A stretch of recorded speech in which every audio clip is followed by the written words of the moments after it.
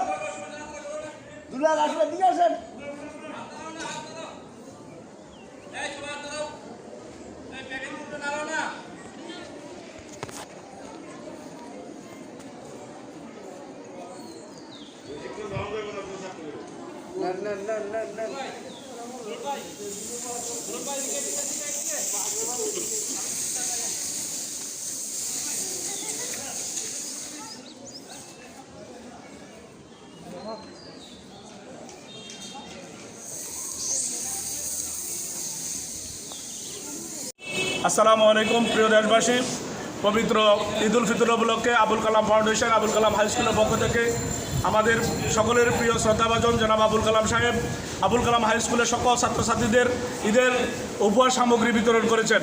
ওনার জন্য সকলে দোয়া করবেন। আসসালামু আলাইকুম ওয়া রাহমাতুল্লাহি ওয়া বারাকাতুহু।